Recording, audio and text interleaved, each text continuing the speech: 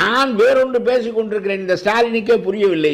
நீ இந்து சமய அறநிலையத்துறை என்பதை தமிழ் சமயங்கள் அறநிலையத்துறை என்று வை என்று நான் சொல்லிக் கொண்டிருக்கிறேன். இந்த முதலமைச்சருக்கு 15 ஆண்டுகளாக சொல்கிறேன், ஏறவில்லை. அவருக்கு எதுவும் தெரியாது. நம்முடைய விஜயை போலதான் அவரும். அவருக்கு சுற்றி இருக்கிறவர்கள் சொல்வதை வைத்துத்தான் பண்ண வேண்டுமே தவிர, அதை விட நான் சொல்கிறேன், பெரியாரே தவறு செய்து விட்டார் என்பது. நீ தமிழனுக்கு இனம் உண்டு, மொழி உண்டு, வரலாறு உண்டு, நாகரிகம் உண்டு, பண்பாடு உண்டு, இலக்கியம் உண்டு, சிறந்த அறிவு உண்டு, திருக்குறள் உண்டு, எல்லாம் உண்டு. தமிழனுக்கு சமயம் கிடையாதா? நீ தமிழனை சைவம் என்றும் வைணவம் என்றும் சொல்லி நீங்கள் முட்டாள்கள் என்று சொல்லியிருக்கலாம். இந்து மதம் என்று இவனையும் சேர்த்து அவர் வைத்திருந்தாரே. இந்து மதம் என்று சொன்னதினாலே தானே இந்து மதம் இன்றைக்கு மைய அரசின் துணையோடு இங்கே போருக்கு வருகிறது. அது வேத மதம் தானே, அதனுடைய நூல் சமஸ்கிருதம் தானே.